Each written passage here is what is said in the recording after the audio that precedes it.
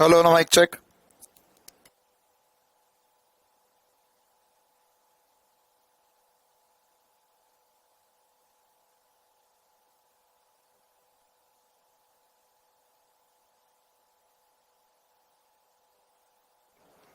Hello hello mic check 1 2 3 1 2 3। क्या मेरी आवाज आ रही है सभी को? Hello hello mic check.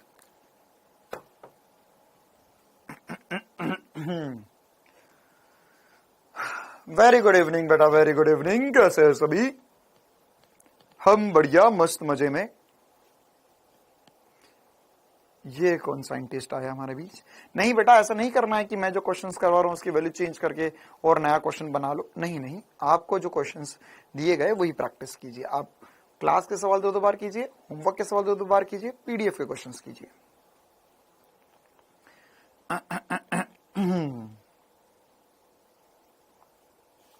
चलिए करें क्लास की शुरुआत।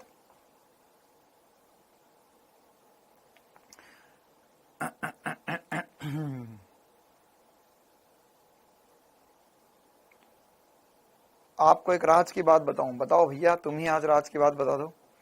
चलिए, तो हम एक नए चैप्टर की शुरुआत करने जा रहे हैं आज हम शुरू करेंगे गति के नियम, और है आज हमारा लेक्चर नंबर 1।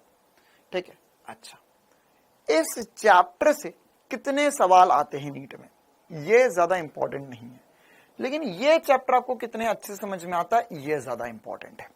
ठीक है, नीट की परीक्षा में ऐसा मतलब जैसे नीट में तो इतना इंटरकनेक्शन वाले सवाल नहीं आते, लेकिन अगर मैं पूरे फिजिक्स की बात करूं, जी मीन्स की बात करूं, एडवांस की बात करूं, तो ऐसा बोला जाता है जिसका न्यूटन के गति के नियम और कार्य ऊर्जा शक्ति जितना ज्यादा स्ट्रांग होता है उतने ज्यादा उसके नंबर आएंगे फिजिक्स में, और उसको उतना ज्यादा फिजिक्स आता है।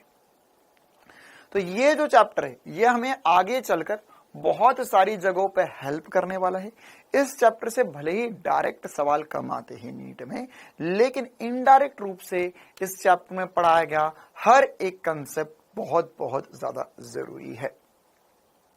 ठीक है, चलिए तो करते हैं क्लास की शुरुआत। आज हम क्या पढ़ेंगे पहले न्यूटन की गति का प्रथम नियम, बिल्कुल थ्योरेटिकल सा टॉपिक। फिर पढ़ेंगे बल, संवेग, द्वितीय नियम, आवेग, तृतीय नियम।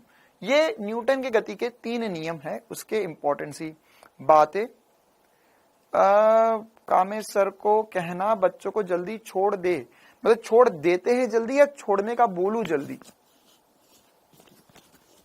हाँ भी, मतलब सीधा बोलना है या उल्टा बोलना है? भारती बेटा जय भीम। सीधा बोलना है या उल्टा बोलना है? जल्दी छोड़ देते हैं या जल्दी नहीं छोड़ते हैं? बोलना है। अरे क्या बोलना है? छोड़ने के लिए, जल्दी छोड़ने के लिए बेटा। अब ये तो मैं नहीं बोल सकता हूं, है ना, मतलब जल्दी वो तो क्लास के ऊपर डिपेंड करता ना, किसी दिन टॉपिक ज्यादा लंबा कीजिए या कभी कुछ बातें रह गई बताने की, तो उसमें तो आपकी कोई सहायता नहीं की जा सकती। वो तो आप पे अब जुल्म होने वाला है, पढ़ाई का जुल्म। आपको ज्यादा से ज्यादा पढ़ाया जाएगा। ठीक है, तो आप ज्यादा से ज्यादा पढ़ने के लिए तैयार रहे, तभी तो आप डॉक्टर बन पाएंगे। चलो, तो ये हमारे पास 3 नियम थे, प्रथम, द्वितीय और तृतीय नियम थे हमारे पास। ठीक है, अब ये जो 3 नियम है, ये तीनों नियम में हमें बिल्कुल बेसिक सी बातें करनी है, और ये 3 नियम आपने पढ़े भी होते हैं बचपन में। अब इसमें हमें इस पर उदाहरण या क्वेश्चंस जो है न्यूटन की गति के नियम पर, द्वितीय नियम पर सबसे ज्यादा क्वेश्चंस आते हैं, और ये हमारे लिए सबसे ज्यादा इंपॉर्टेंट भी है। फिर इसके बाद में हम एक एक करके बल पढ़ना शुरू करेंगे। हम पढ़ेंगे पहले मुक्त पिंड आरेख क्या होते हैं, हम विलंब प्रतिक्रिया बल पढ़ेंगे, रस्सी में तनाव पढ़ेंगे, स्प्रिंग बल पढ़ेंगे, छदम बल पढ़ेंगे। और इसके बाद में इसमें एक और, इसमें से दो और बल होते हैं। पहला बल होता है घर्षण बल, और एक होता है फिर इसके, एक तो घर्षण बल अलग चैप्टर के रूप में पढ़ेंगे, इसके बाद में घर्षण, और एक इसके बाद में अभिकेंद्रीय बल। तो वो अभिकेंद्रीय बल जो वृत्तीय गति का हिस्सा है, जो मैं आपको एक पूरे वृत्तीय गति के चैप्टर के नाम से पढ़ाऊंगा। ठीक है, तो अब हमारे पास जो बचा है उसमें घर्षण चैप्टर बचा है। तो घर्षण मतलब एक और टॉपिक होता है, लेकिन वो क्या होता है कि ये वाला जो चैप्टर है, इस चैप्टर को करने में हमें कम से कम 8-10 क्लासेस लग जाएगी। फिर घर्षण भी 3-4-5 क्लासेस लगती है। तो अगर मैं एक ही में सब कुछ पढ़ा दूंगा तो बच्चों को लगता है सर ये चैप्टर तो 1 महीने से चले जा रहा है ना, 15-20 दिन से एक ही चैप्टर पढ़े जा रहे हैं। तो ऐसा आपको ना लगे, इसके लिए हम क्या कर रहे हैं, इसके लिए हम यहां पर ये वाले चैप्टर को, है ना, ये वाले चैप्टर में घर्षण अलग से पढ़ने वाले हैं। जयपुर में भूकंप आ गया था। टेस्ट में क्या आएगा बेटा, टेस्ट में ऑलरेडी बता दिया, ये वाला चैप्टर नहीं आएगा। इसके पहले जो 2 चैप्टर पढ़ाए उसमें भी, है ना, ग्राफ, पहला वाला चैप्टर का ग्राफ और गुरुत्वाकर्षण गति, अपेक्षित गति आएगा, और दूसरा चैप्टर पूरा आएगा, है ना। अब तीसरी इंपॉर्टेंट सी बात, आज मेरे गले में घर्षण ज्यादा हो गया है किसी कारणवश, मुझे नहीं पता क्या हो गया। दोपहर तक तो ठीक चल रहा था कार्यक्रम, लेकिन अभी इसकी पहले वाली जो क्लास हुई थी उसमें मुझे काफी ज्यादा समस्या गई थी ना, आवाज ठीक से निकल नहीं रही थी। तो अभी फिर मैंने गार्गल, मतलब हिंदी में गरारे बोलते हैं जिसे, तो गर्म पानी से मैंने गरारे करे तो थोड़ा आराम है। तो मैं थोड़ा सा धीरे धीरे बोलूंगा, आराम से बोलूंगा ना, तो मेरी बातों को ध्यान से सुने और बढ़िया तरीके से सुने ना। तो घर्षण अभी हम इस चैप्टर में नहीं पढ़ेंगे, लेकिन घर्षण हमारी जिंदगी में ऑलरेडी आ चुका है, हमारे गले में घर्षण ज्यादा हो चुका है। चलो तो करते हैं क्लास की शुरुआत। गति का प्रथम नियम क्या होता है? अच्छा, ये वैसे नियम है यार, ये जो आपको ऑलरेडी पता भी है। स्ट्रिप्सिल ले ली बेटा, स्ट्रिप्सिल ले ली, विक्स ले ली, गर्म पानी भी पी रहा हूं वैसे 1.5-2 घंटे से, और गर्म पानी के गरारे भी कर लिए है। और कोई समाधान हो तो बता सकते हैं। कल के रसगुल्ले नहीं यार, हाँ हो भी सकता है, कल के रसगुल्ले भी हो सकते। चलो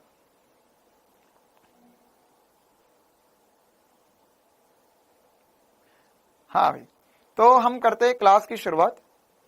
ऐसा कुछ भी नहीं खाया मैंने, लेकिन फिर भी ये शायद मौसम परिवर्तन की वजह से हो रहा है ना, क्योंकि होता क्या है कि जैसे हम लोग यहाँ पर रहते, तो हम लोग यहाँ पर नीचे जब रहते हैं, मतलब कि बेसमेंट में स्टूडियोज बने हुए एक बिल्डिंग में, तो यहाँ पर पूरे टाइम एसी चलते रहते हैं, मतलब वो बड़े बड़े एसी लगे हुए, सेंट्रल एसी डक्ट वाले, जैसे मॉल में लगे हुए रहते हैं ना, उस टाइप के। क्योंकि यहाँ पे जितने सिस्टम इनको ठंडा रखना पड़ता है, तो पूरे टाइम एसी चलते रहते, एकदम ठंडी हवा। और उसके बाद में हम लोग जैसे घर पर जाते, रास्ते में जाते, बाहर निकलते तो एकदम गर्म हवा लगती है, तो उस वजह से शायद ऐसा हो गया है। चलिए, तो अभी हम करते क्लास की शुरुआत न्यूटन के गति के प्रथम नियम से। न्यूटन के गति का प्रथम नियम क्या होता है? इसे गैलीलियो का जड़त्व का नियम भी कहते हैं। बिल्कुल आसान सा नियम है, हम बचपन से कक्षा 9वीं से पढ़ते आ रहे हैं, और ये नियम हम काफी बार पढ़ भी चुके हैं। ठीक है, क्या होता है पहला नियम? पहला नियम या न्यूटन का गति का पहला नियम। अच्छा, इस चैप्टर में हमने चैप्टर का नाम लिखा है गति के नियम। यह आप कहीं पर इस चैप्टर को न्यूटन के गति के नियम के रूप से भी पाएंगे, या अंग्रेजी में बोलते हैं न्यूटन्स लॉज ऑफ मोशन, या इसे प्यार से NLM बोला जाता है। शॉर्ट फॉर्म में इस चैप्टर को प्यार से NLM बोलते हैं। तो अगर कहीं पर आपको NLM लिखा हुआ दिख रहा है, मतलब कि वो न्यूटन की गति के नियम की बातें हो रही है। चलिए, तो आगे बढ़ते हैं। हमने प्रथम नियम पढ़ना है। प्रथम नियम मुझे लगता है आप लोगों को सभी को पता होगा, या बचपन में जब आप लोग कक्षा 9वीं में होंगे तो यह नियम आपको पढ़ाया होगा, और जो भी टीचर ने पढ़ाया होगा अजीब अजीब एग्जाम्पल देके पढ़ाया होगा। कैसे कि हम अगर हम अंतरिक्ष में चले जाए तो वहां तो कोई बल नहीं लगता है, तो अगर अंतरिक्ष में साइकिल चले जाएगी तो उसमें पेडल मारने की जरूरत ही नहीं होगी, अपने आप साइकिल चलती रहेगी। ऐसे कभी एग्जाम्पल दिए गए तुम्हें? तो अभी न्यूटन की गति का प्रथम नियम होता क्या है, पहले ये समझ लेते हैं। यह होता है कि यदि कोई वस्तु स्थिर है तो स्थिर एवं एक समान रूप से गतिशील है, तो सरल रेखीय पथ पर निरंतर गति करती रहेगी जब तक कि उसकी अवस्था में परिवर्तन के लिए उस पर कोई बाह्य बल ना लगाया जाए। मतलब अगर इसको शॉर्ट में ऐसा बोल सकते हैं कि किसी भी वस्तु पर बाह्य बल, ना, बाह्य बल 0 है, मतलब कि कोई बाहर से बल नहीं लग रहा है, तो वो उसकी अवस्था में परिवर्तन नहीं करती है। अवस्था क्या क्या होती है हम ऑलरेडी सीख चुके हैं। अवस्था मैंने आपको जब सरल रेखा में गति पढ़ाया था उसी में सबसे पहले मैं बता देता कि अवस्था क्या होती है। तो अवस्था 2 हो सकती है, एक हो सकती है विराम की अवस्था, अवस्था में सबसे पहले हो सकता है विराम, और एक हो सकता है नियत वेग। क्या हो सकता है? विराम, और एक हो सकता है नियत वेग, या नियत गति कर रही है। नियत गति कर रही है मतलब कि वह वेग में परिवर्तन के बिना एकदम सीधी सीधी सीधी सीधी सीधी सीधी सीधी सीधी सीधी सीधी सीधी सीधी चली जा रही है। ठीक है, तो अगर किसी भी वस्तु पे बाह्य बल नहीं लग रहा है तो उसकी अवस्था में परिवर्तन नहीं होता है ना। अनुराग वर्मा बेटा, वेलकम टू क्लास। अब पढ़ाई लिखाई पर ध्यान दो। तो अगर हम बोल रहे हैं कि यहां पर अवस्था में परिवर्तन नहीं हो रहा है, मतलब कि वो विराम में है तो विराम में ही रहेगी, और अगर वह नियत वेग से गति कर रही है तो नियत वेग से ही गति करती रहेगी, इसकी अवस्था में परिवर्तन कभी नहीं होगा। तो यह न्यूटन की गति का प्रथम नियम कहता है। जैसे अगर एग्जाम्पल के लिए ना हम इसको, वो साइकिल वाला एग्जाम्पल अगर आपने नहीं सुना हो तो मैं थोड़ा सा एक्सप्लेन कर देता हूँ ना, बच्चों के मजे लेने के लिए। ऐसा बोला जाता है कि भैया अगर आप अंतरिक्ष में साइकिल लेकर चले गए तो पहली बात तो अंतरिक्ष में साइकिल लेकर जाया नहीं जा सकता, लेकिन अगर ऐसा मजे लेने के बोला कि अंतरिक्ष में आप साइकिल लेकर चले गए तो आपको पैडल मारने की जरूरत नहीं, आप बस साइकिल पर बैठे रहो, साइकिल अपने आप चलती रहेगी। क्यों? क्योंकि अगर हम अभी जमीन पर बात करें तो घर्षण लग रहा है जिसकी वजह से हम पेडल मारते हैं, साइकिल रुक जाती है। लेकिन अंतरिक्ष में कोई घर्षण नहीं है, कोई बल नहीं है, साइकिल चलती ही जाएगी, चलती ही जाएगी, चलती ही जाएगी, है ना। इसको और बेहतर रूप से बनाते, जैसे चंद्रयान 3 के बारे में अगर आपको पता हो तो जो लॉन्च किया गया था, अब ऐसा तो ना होता कि अगर हमको चंद्रमा तक रॉकेट पहुंचाना है तो उसमें बहुत सारा पेट्रोल डालना पड़ेगा। नहीं, चंद्रमा तक रॉकेट को पहुंचाना ही नहीं है। क्या बात कर रहे हो सर? चंद्रमा को रॉकेट तक नहीं पहुंचाना, अपने आप पहुंचाएगा, है ना, अपने आप पहुंच जाएगा। बस क्या करना होता है कि अगर मान के चलो पृथ्वी है तो पृथ्वी के गुरुत्वीय क्षेत्र से अगर हमने उसे बाहर कर दिया, मतलब यहां से निकला, ऐसा गोल गोल घुमा 1-2 बार और 1-2 बार घूमकर वो अगर पृथ्वी के गुरुत्वीय क्षेत्र से बाहर निकल गया तो अब उस पर कोई बल नहीं लग रहा है और अपने आप क्या होगा, वो चंद्रमा के जब नजदीक जाएगा तो चंद्रमा का गुरुत्वीय बल उसे अपने आप खींच लेगा। तो यहां पर एक बार बस इसे बाहर निकालना है, इसके अलावा कोई बल लगाने की आवश्यकता नहीं है, वो अपने आप बाहर चले जाएगा। ठीक है, अपने आप बाहर चले जाएगा, मतलब कि वहां पर कोई भी बल, बाह्य बल नहीं लग रहा है तो उस वो रुकेगा नहीं। और दूसरी तरफ अगर देखें तो ये आकर्षण कर दे रहा है तो ये आगे की तरफ बढ़ता जाएगा। या इस तरफ अगर हमने वेग देके फेंक दिया ऐसे तो अपने आप चांद की ओर चले जाएगा। ठीक है, तो वापस के साथ बेटा संजना बेटा वापस थोड़ा लेकर आएंगे, वो गया इंसान थोड़ी ना, इसलिए इंसान नहीं भेजे उसमें, इंसान भेजते तो वापस लेकर आएंगे किसी चीज को। ऐसा थोड़ी ना कि चंद्रमा पर चंद्रयान भेजा तो थोड़े दिन में वापस भी बुलाएंगे। साइकिल थोड़ी ना भेजी हमारी उसमें कि हमको वापस भी चाहिए। वो गई, जा गया, टाटा बाय बाय, चले गया वो, है ना। वहां से बस वो हमें, हाँ जैसे मिशन मंगल में भी हुआ था, वो चले गया, वहां से हमें वो फोटो खींचकर डाटा वगैरह सब कुछ भेजता रहेगा, बाकी वो वहां पर अपने आप चले जाएगा। मतलब विराम में रहेगा तो विराम में ही रहेगा, नियत वेग से चलेगा तो नियत वेग से ही चलता रहेगा। तो ये तो कुछ हाईफाई एग्जाम्पल हो गए, लेकिन इसको हम कुछ जमीनी स्तर पर छोटे छोटे एग्जाम्पल से भी समझते हैं।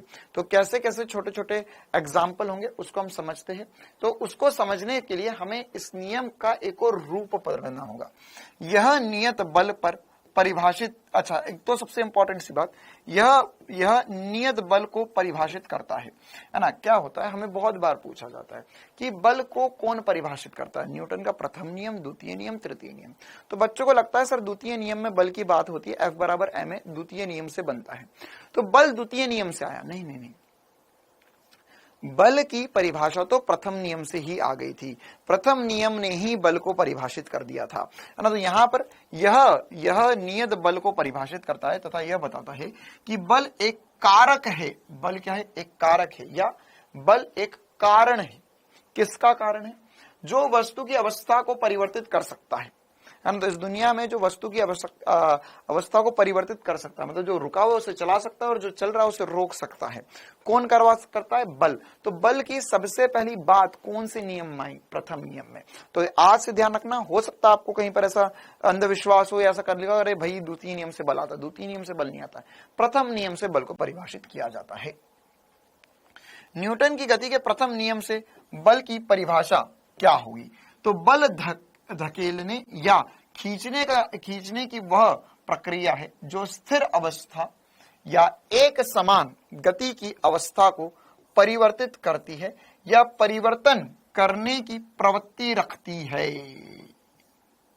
परिवर्तन करने की प्रवृत्ति रखती है, उसे हम बल कहते हैं। बल क्या होता है? बल को आसान शब्दों में बोले तो बल क्या है? अच्छा, दो बच्चों का, एक का तो मैं आज कोर्स ऑलरेडी आरंभ 2 में अभी ब्लॉक करवाया है।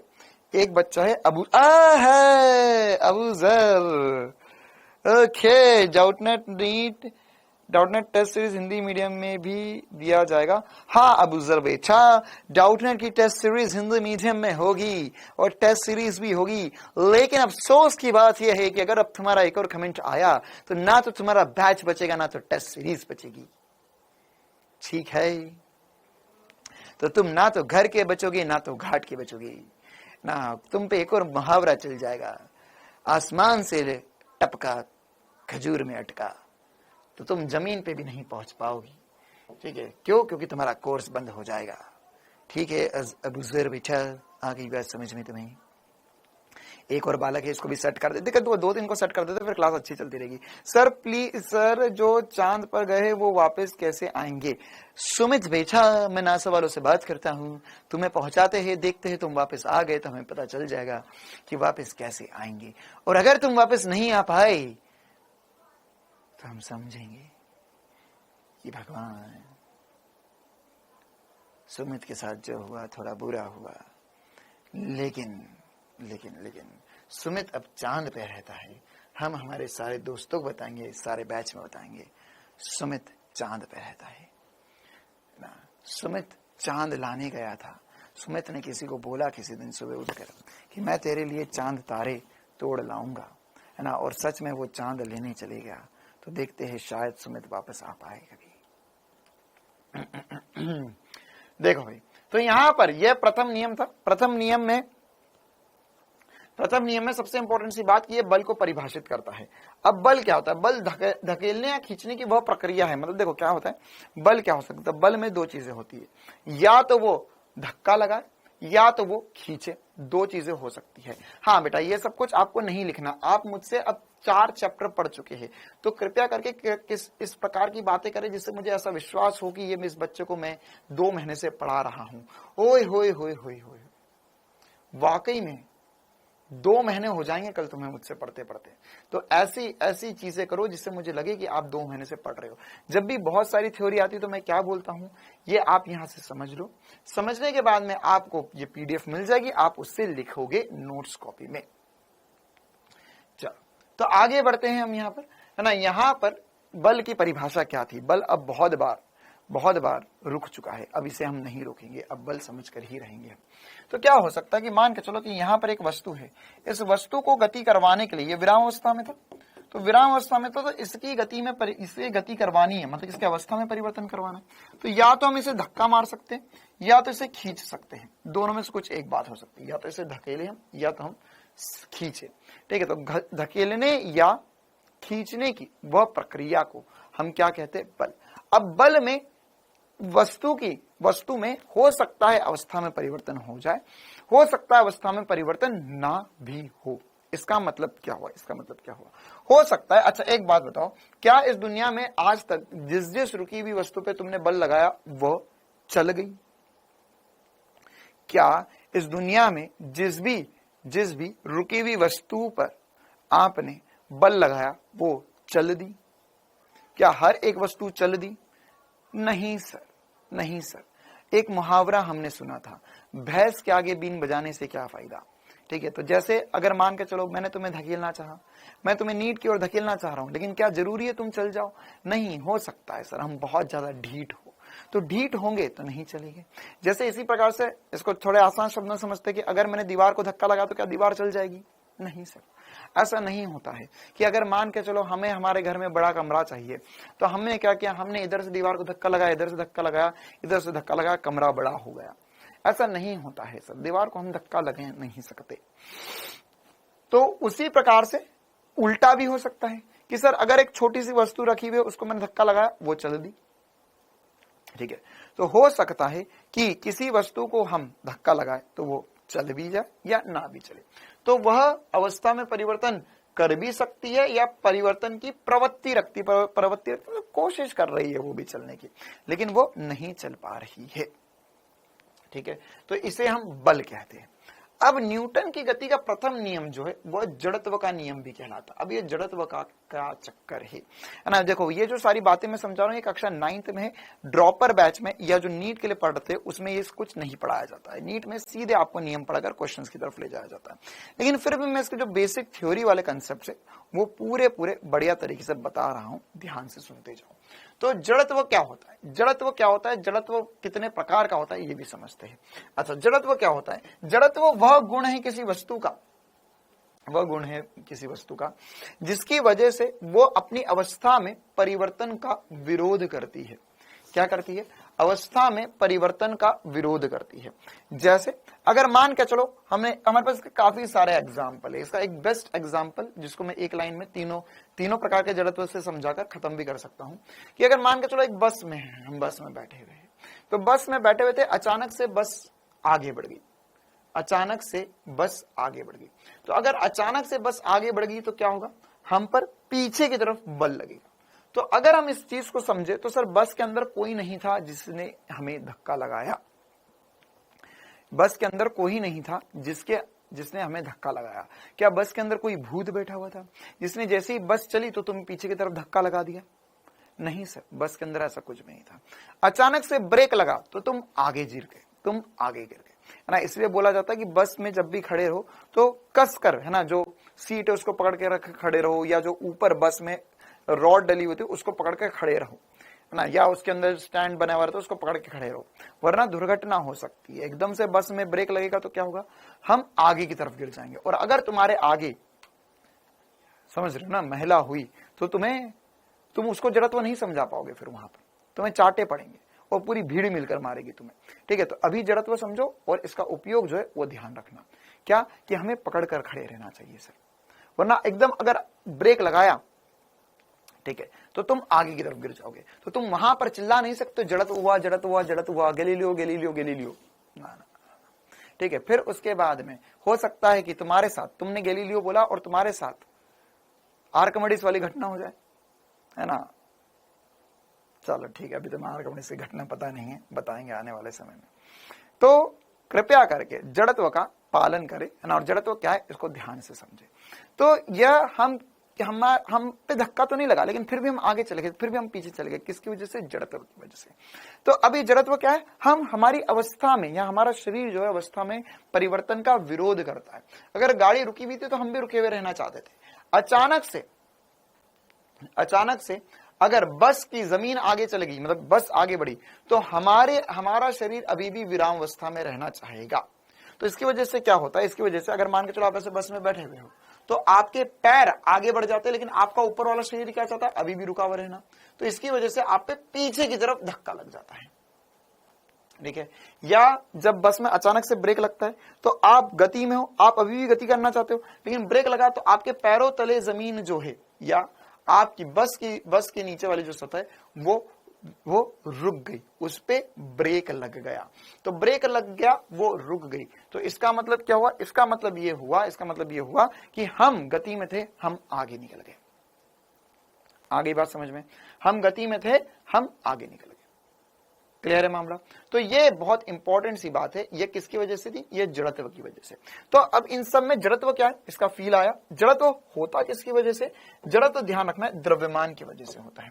तो एक बहुत इंपॉर्टेंट सी बात कि जिसका जितना ज्यादा जड़त्व होगा, जड़त्व ज्यादा होगा, तो जड़त्व समानुपाती होता है द्रव्यमान के।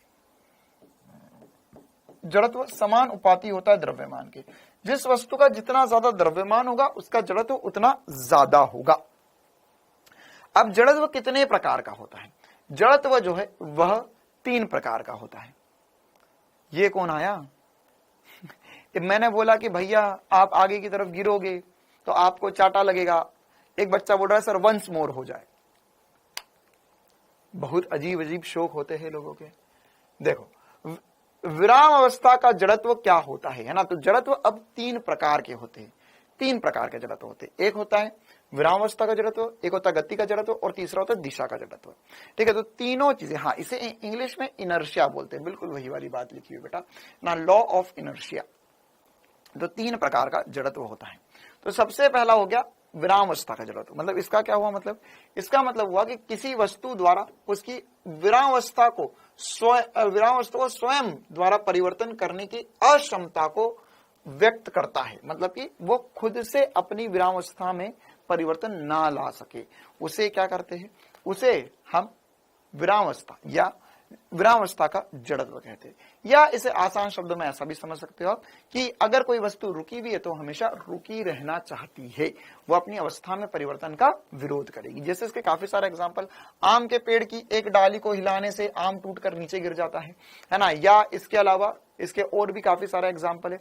या अगर मान के चलो आप ऐसे जब चद्दर झटकाते हैं तो चद्दर झटकाते हैं तो वो कैसे झटकती है, उसकी धूल के कण कैसे बाहर आ जाते हैं। या आपके पास एक कोई कपड़ा है, गंदा कपड़ा, आपने सोचा कि उसको झटका देते इसके धूल के कण निकल जाएंगे। तो ये कैसे होता है सब कुछ, ये सब कुछ जो है वह जड़त्व के नियम के कारण होता है। आ गई बात समझ में? ठीक है, अच्छा। तो अब ये जड़त्व के नियम कौन सा? विरामावस्था का जड़त्व का नियम। अब सर ये सब कैसे हो रहा है? देखो एकदम आसान सी बात है कि अगर आम का पेड़, या जैसे मैं जो झटकाने वाली बातें बता रहा हूं सब सेम ही एग्जांपल है।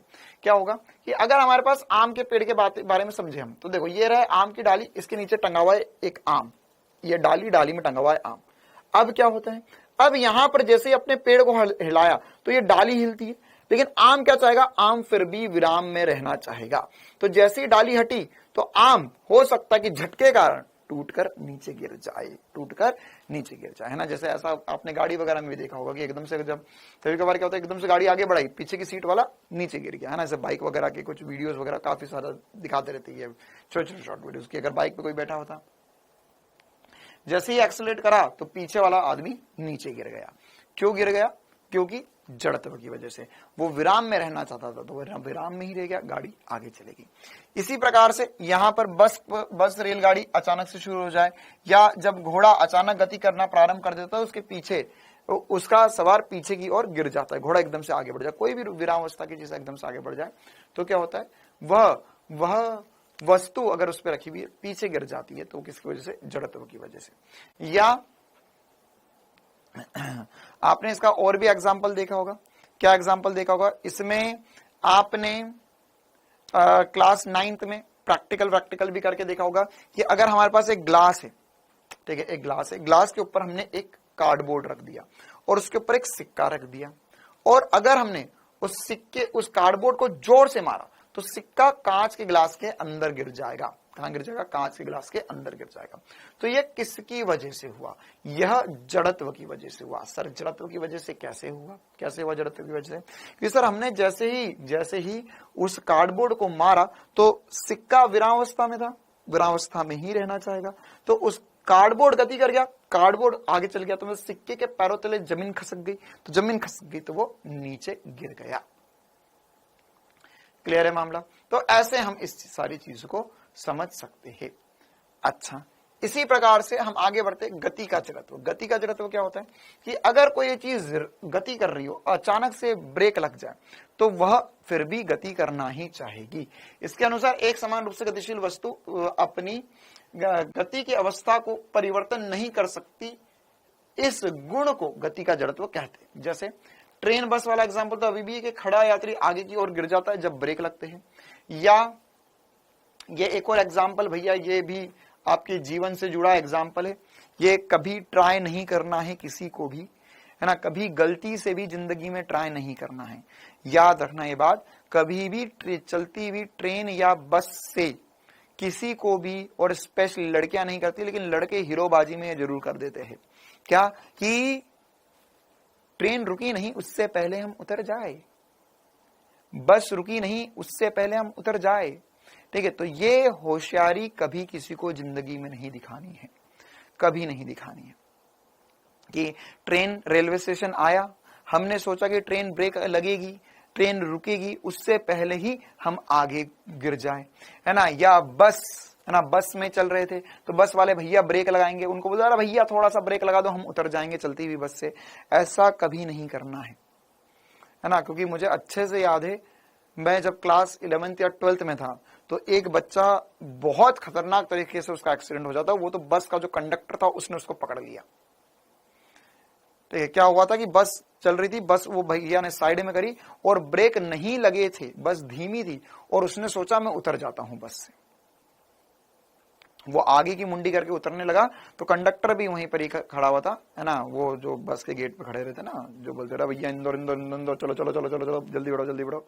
तो उसने उसका शर्ट टी शर्ट पकड़ लिया पीछे से, ठीक है, और उसे रोका और फिर उसके बाद में वो उतरा, है ना। तो ये हरकतें कभी नहीं करना है ना। और ये इसमें फिजिक्स क्या है कि अगर आप गति कर रहे हो और अगर मान के चलो आप अचानक से जमीन पे कूदोगे, तो जमीन पे कूदोगे तो क्या होगा, आप गति कर रहे हो, जमीन विराम अवस्था में है ना, आप गति कर रहे हो, जमीन तो विराम अवस्था में है। तो आप अगर गति करती हुई चीज में से एकदम से जमीन विराम अवस्था पे कूदोगे तो आप तुरंत रुक नहीं पाओगे, आप अभी भी गति में रह जाओगे। क्यों? क्योंकि आपका जड़त्व है, गति का जड़त्व है। तो इसके लिए क्या कर सकते हो, लेकिन ये हमें करना नहीं है, ये हमें नहीं करना है। लेकिन क्या किया जा सकता है, ऐसा किया जा सकता है कि हम जो जिस गति की दिशा में या जिस दिशा में बस वगैरह ट्रेन वगैरह गति कर रही है उसी की दिशा में मुंह कर ले और थोड़ा आगे की तरफ, है ना, या रुक भी जाए, ठीक है, तो भी जिस दिशा में गति कर रही थी उसी दिशा में हमें मुंह कर कर उतरना है। क्यों? क्योंकि इसमें क्या होगा कि हम अगर मान के चलो बस इधर चल रही है, हम भी इधर का ही मुंह करके कूदेंगे तो हमारी जो गति है वो हम दौड़ते दौड़ते दौड़ते दौड़ते थोड़ी धीरे धीरे विराम अवस्था में आ जाएंगे। मतलब कि हम हमारी जो गति का जड़त्व है उसे कम कर लेंगे। तो यहां पर जब कोई व्यक्ति किसी गतिशील ट्रेन से बाहर की ओर कूदता है तो वह आगे की ओर गिर जाता है। ठीक है, देख इसमें भी एग्जाम्पल लिखा है गिर जाता है। इसने ये भी नहीं बोला कि आगे की तरफ मुंह करके कूदना है, नहीं, कूदना नहीं, अगर कूदोगे तो गिर जाओगे। इसी प्रकार से एक गेंदबाज, हाँ भैया ये भी एक और इंपॉर्टेंट सी, ये ऐसे बहुत सारा एग्जांपल है यार, मैं 50 एग्जांपल बता सकता हूँ, ठीक है, लेकिन हम कुछ इंपॉर्टेंट सी बात करना चाहते हैं तो बेसिक सा एग्जांपल करके हम आगे बढ़ेंगे। और क्या एग्जांपल हो सकते हैं, जैसे तुमने देखा होगा कि जब क्रिकेटर वगैरह या बॉल, अगर आप क्रिकेट वगैरह खेलते हो तो कभी कभार क्या होता है कि जो गेंद आती है और एकदम से अगर तुमने होशियारी दिखाकर, है ना, फिर से लड़के बहुत होशियारी दिखाते हैं कि हम तो कैच कर लेंगे, और कैच करने के चक्कर में ऐसे हाथ लगाते थे गेंद के सामने, एकदम तेजी से हाथ लगा देंगे तो गेंद एकदम हाथ में आके चिपक जाती है। और बहुत बार तो ऐसा होता है गेंद आके टकराती है और गेंद नीचे गिर जाती है और ना तो हाथ में कैच पकड़ पाते और हाथ अलग से लाल पड़ जाता है। ठीक है, क्यों? क्योंकि वो गेंद गति कर रही थी, वो गति करना चाहती थी, तुमने अचानक से उसे विराम अवस्था में लाने की कोशिश करी। तो अगर अचानक से विराम अवस्था में लाने की कोशिश करोगे तो वह अपना जड़त्व के कारण, उसका जड़त्व क्या, गति का जड़त्व है, तो वो अवस्था में परिवर्तन नहीं करना चाहेगी, लेकिन तुमने करवा दिया तो वो पूरा बल तुम्हारे हाथ पे लगा देगी। ठीक है, तो इसके लिए आपने देखा होगा क्रिकेट वगैरह में कि जब भी कैच करते हैं तो कैच करते वक्त क्या होता है कि हाथ को गेंद की दिशा में आगे की तरफ ले जाते हैं। या अगर जैसे विकेट कीपर विकेट कीपिंग जब करते हैं तो उस समय गेंद बहुत तेजी से आती है, सबसे ज्यादा तेज गेंद तभी आती है। तो इसलिए जो भी विकेट कीपिंग होती है तो क्या होता है, हाथ को गेंद की दिशा में से पीछे ले जाया जाता है हमेशा। क्यों? जड़त्व की वजह से। ठीक है, तो यह कुछ इंपॉर्टेंट से एग्जाम्पल थे। दिशा का जड़त्व, दिशा का जड़त्व बहुत ज्यादा इंपॉर्टेंट है हमारे लिए, क्योंकि गति का जड़त्व और विरामावस्था का जड़त्व हर कोई पढ़ता है और आसान सा एग्जाम्पल है, हर कोई समझ जाता है। लेकिन लेकिन लेकिन दिशा का जड़त्व जो है वो बहुत ज्यादा इंपॉर्टेंट है हमारे लिए। क्यों? क्योंकि इसमें ये जो एग्जाम्पल है ये एम्स में पूछा जा चुका है। एम्स की जो अलग से परीक्षा होती थी पहले, उसमें असर्शन रीजन में पूछा जा चुका है ये वाला एग्जाम्पल। एम्स में क्या है और क्या हमें पढ़ना है ये हम देखते हैं एक बार। हाँ, डायरेक्ट ब्रेक भी नहीं लगाना है। डायरेक्ट ब्रेक लगाओगे तो वही होगा कि डायरेक्ट ब्रेक लगाओगे तो पीछे वाला आदमी आगे की तरफ कूद जाएगा गति की वजह से। चलिए, तो एग्जाम्पल क्या है, जब ये दिशा का जड़त्व तो बहुत इंपॉर्टेंट है कि एक गतिशील वस्तु स्वयं अपनी गति की दिशा को परिवर्तित नहीं कर सकती, इसे दिशा का जड़त्व कहते हैं, या अपनी दिशा में परिवर्तन का विरोध करती है, इसे हम दिशा का जड़त्व कहते हैं। तो अब दिशा का जड़त्व, इसका बेस्ट एग्जांपल अभी जो आप लोग बारिश के दिनों में महसूस भी कर रहे होंगे कि जब भी हम साइकिल या बाइक पर बैठे होते हैं तो पूरा कीचड़ हमारी पैंट पे लग जाता है, या कभी कभार तो कुछ लोग इतना तेज गाड़ी चलाते हैं कि मुंह तक कीचड़ उछल के आ जाता है। मैं वो नहीं बोल रहा हूं कि आपने गाड़ी निकाली, आप बगल में खड़े थे, बगल नहीं, आप उसी गाड़ी पर बैठे हुए हो, उसी गाड़ी पे बैठे हुए हो। या इसके अलावा, है ना, आप लोगों को बोला जाता होगा या मम्मी बहुत डांट कर मार कर समझाती होगी कि स्लीपर या जो चप्पल है वो बारिश के दिनों में पहनकर मत जाना, पैंट गंदा कर लोगे।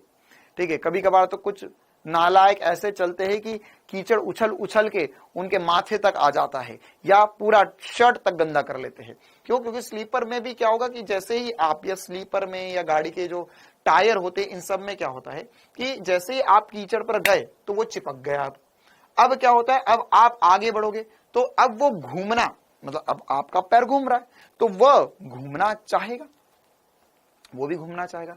लेकिन क्या होगा अल्टीमेटली, जैसे अगर हम गाड़ी के टायर से समझते हैं, इस चीज को ज्यादा अच्छे समझ में आता है, तो अगर गाड़ी के टायर से समझे हम तो क्या होगा, यहां पर गाड़ी का टायर तो घूम रहा है सर, तो इस पे जो कीचड़ चिपक चुका है, जो कीचड़ चिपक चुका है, ये कीचड़ क्या कर रहा है सर, ये जो कीचड़ है, ये कीचड़ मान के चलो पूरी गाड़ी के टायर में चिपका हुआ है। अब ये टायर घुमा, तो ये टायर घुमा तो यहां पर ये जो कीचड़ है ये क्या करेगा, अपनी दिशा में, देख अगर कोई सी चीज को गोल गोल घूमना है तो उसका हर क्षण दिशा बदलनी चाहिए, लेकिन वो अपनी दिशा में परिवर्तन नहीं करवाना चाहता है। तो दिशा में परिवर्तन नहीं होगा, तो दिशा में परिवर्तन नहीं होगा तो क्या होगा, दिशा में परिवर्तन नहीं होगा। तो एक किसी भी बिंदु पर अगर मैं इसकी दिशा देखूं, मान के चलो मैंने इस बिंदु पे दिशा देखी, तो ये दिशा स्पर्श रेखीय रूप से, यहां पर दिशा यह स्पर्श रेखा होगी, यहां पर दिशा यह स्पर्श रेखा होगी, तो यहां से ये स्पर्श रेखीय रूप से कीचड़ उछल जाएगा। तो ये अगर गाड़ी पर तुम बैठे हुए हो, तो अगर बाइक ऐसे बोलते ना मडघाट वगैरह लगा लो आगे, या ये साइकिल वगैरह पर जो साइकिल होती है उसमें से नीचे एक रबर लगा दिया जाता है, ये इस आकार का ऐसा रबर सा लगा देते हैं, और जिसपे बड़ी प्यारी प्यारी मीठी मीठी बातें लिखी जाती है, बुरी नजर वाले तेरा मुंह काला, है ना, या ट्रक वगैरह पर पीछे वाले टायर पे ऐसा बड़ा सा रबर का टुकड़ा लगा दिया जाता है, उसपे भी प्यारी प्यारी बातें लिख देते हैं ना। भारत देश में क्रिएटिविटी सातवें आसमान पर रहती है हमेशा, तो अजीब अजीब बातें लिख देते हैं, बुरी नजर वाले तेरा मुंह काला, बड़ी होके वॉल्वो बनूंगी, है ना, या हंस मत पगली प्यार हो जाएगा। तो ये सारी बातें जो लिखी हुई रहती है, ये क्यों लगाया जाता है, ठीक है, ये क्यों लगाया जाता है, क्योंकि इससे जब टायर में, है ना, अगर मान के चलो कीचड़ उछला और अगर यहां पर हमने इसके पीछे ये ऐसा रबर का टुकड़ा लगा दिया तो कीचड़ इससे टकराकर नीचे गिर जाएगा, ये पीछे जो आदमी है, ये जो गाड़ी है पीछे, उस पर नहीं आएगा, ठीक है। हाँ, हंसेगी तो फंसेगी, चलो ठीक है। कुछ लोग उस पे जान वान ऐसा कुछ लिखवा लेते हैं, हॉर्न, हाँ हॉर्न प्लीज। देखो तो अब ये किसकी वजह से, दिशा की जड़त्व की वजह से हो रहा है। तो एग्जाम्पल देख, इसी प्रकार का एक और एग्जाम्पल भी है कि अगर, अच्छा सुमित बेटा तुम कौन से गांव से हो यार, ये सब हमारे गांव में तो नहीं लिखा जा रहा है, सुमित के गांव में लिखा जा रहा है, वो कौन थी जो मुस्कुराकर चली गई। बेटा मत ही पता कर कौन थी ना, वो तुझे, वो मुस्कुराई नहीं है। दो बातें होती है, एक तो वो देख कर हंस रही थी या हंस कर देख रही थी, ठीक है। तो तुझे देख कर हंस रही थी, हंस कर नहीं देख रही थी, है ना, तो गलतफहमी में ना जी। देखो तो यहां पर इसी प्रकार से एक और एग्जाम्पल होता है कि जो ग्राइंडिंग व्हील होता है, ग्राइंडिंग व्हील, या अगर आपने देखा होगा चाकू की धार वगैरह बनाने के लिए, है ना, एक ऐसा ग्राइंडिंग व्हील टाइप होता है, तो इसके ऊपर, है ना, या सिलबट्टा बोलते हैं हम इसे हिंदी में, तो इसके ऊपर जब चाकू लगाया जाता है, या इसके ऊपर अगर धार बनाने के लिए ये चाकू वाकू लगाया हमने, या इसको धार बनाने के लिए हमने और भी कोई भी मेटल टच करते हैं इस पे, तो क्या होता है, चिंगारियां बाहर निकलती है, वो भी स्पर्श रेखीय दिशा में निकलती है, स्पर्श रेखीय दिशा में। तो स्पर्श रेखीय दिशा में निकलती है, सब कुछ क्यों हो रहा है, यह सब कुछ जो है, वो जो चिंगारियां जो उत्पन्न होती है वह स्पर्श रेखीय दिशा में निकलती है, किसकी वजह से, दिशा के जड़त्व की वजह से, ठीक है। क्या हो गया ये विशाल को, चलो ठीक है आगे बढ़ते हैं। लखनऊ में हूं, सुमित बेटा तुम मुझसे बात मत कर वरना मेरी क्लास में आना बंद कर देगा, ठीक है, यहां पर ध्यान दे, पढ़ाई लिखाई पर ध्यान दे। और सुमित तू पिछले क्लास आरंभ बैच में भी था, झूठ मत बोलना, है ना, और जब भी मैं लाइव आता था तो मैं तेरे को बहुत डांट कर भी जाता था, मुझे याद है अच्छे से। चलो देखो भाई, तो एक सवाल कर लेते जितना पढ़ा हम उस पर, बाकी फिर आगे पढ़ेंगे न्यूटन की गति का द्वितीय नियम। हाँ, बुलाती है मगर जाने का नहीं। बहुत बढ़िया। चलो अब यहां पर ये सवाल बुला रहा है, इसके पास जरूर चले जाओ, वरना है ना नीट वाले आवाज लगाएंगे क्या कि बुलाते हैं हम सभी को लेकिन तू आने का नहीं। यहां पर बोला गया 1 किलोग्राम का एक पिंड है, जो एक डोरी, मतलब डोरी है, ये डोरी है, एक 1 किलोग्राम का पिंड है और उसके नीचे एक और डोरी बंधी हुई है ना। अब यहां पर हमें बोला गया कि इस डोरी में 3 भाग है, एक ये ए भाग है, ये बी ब्लॉक है और ये सी नीचे है। या फिर एक ऐसा समझ सकते हैं हम कि ये बिंदु जो है वो ए बिंदु है, ये वाला बिंदु बी बिंदु है और ये वाला बिंदु सी बिंदु है, मतलब ये पूरा ब्लॉक जो है वो बी ब्लॉक है। तो अगर हमने यहां पर इसे अचानक से क्या बोला है कि यदि डोरी सी पर अचानक से झटका दी जाए, तो अगर अचानक से झटका देकर तोड़ेंगे हम इसे या झटका देंगे हम इसे, तो कहां से टूटेगी? ए बी भाग टूटेगा, बी सी भाग टूटेगा या कोई भाग नहीं टूटेगा, या द्रव्यमान घूमने लगेगा? क्या होगा ये बताना है आपको, कौन सा भाग टूटेगा। तो सर इसमें जो हमने पढ़ा वो उसका यूज है क्या? लग तो नहीं रहा है, देखो उसी का यूज है। क्या होगा, जैसे ही हम इसे खींचेंगे तो हमने झटका दिया, तो अभी ये बताओ ये ब्लॉक द्रव्यमान कहाँ है? सर ब्लॉक ये रहा द्रव्यमान। तो ये द्रव्यमान क्या चाहेगा? सर ये विराम अवस्था में रहना चाहेगा। पहले कैसे था? विराम अवस्था में ही था। तो ये तो नहीं हिलने वाला, ये तो नहीं हिलेगा, ये तो रुके रहेगा। ये नहीं हिलेगा तो इसके ऊपर वाली रस्सी भी नहीं हिलेगी, तो ये वाली रस्सी हिलेगी, इसे खींचेंगे तो ये टूट जाएगी। तो ये बीसी भाग जो है वो टूट जाएगा, बीसी भाग जो है वो टूट जाएगा। आई बात समझ में सभी को? क्या क्लियर है मामला? क्यों? क्योंकि सर ये द्रव्यमान रुका हुआ रहेगा, ये रुका हुआ था, ये नहीं हिलेगा, लेकिन ये वाला हिलेगा, इसको खींचेंगे तो ये टूट जाएगा। इसी प्रकार से अगर हम ऐसा समझे कि अगर हमने इसको पकड़ा और इसे एक नियत बल से खींच रहे, ध्यान से सुनना, दूसरा सवाल पूछ रहा हूं इसमें, कि अगर हम इसे नियत बल से खींच रहे तो ये ए बी भाग से टूटेगी, है ना। अब ये जो राज की बात है वो आगे चल के हम इस चैप्टर में समझेंगे। चलो आगे बढ़ते हैं हम एक और सवाल। ये तो ऐसे बकवास का सवाल है, बताओ भाई क्या होगा जब एक घोड़ा, मतलब एक घोड़ा गाड़ी है एक तरीके से समझ सकते हो, तो घोड़ा अचानक से यायक मतलब अचानक से दौड़ने लगता है, तो क्या होगा?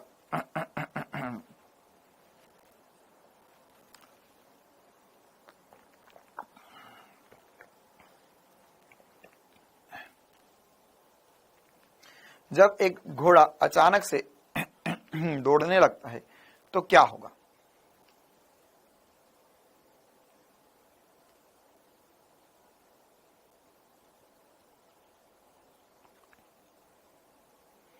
चलो हाँ बिल्कुल, क्या होगा?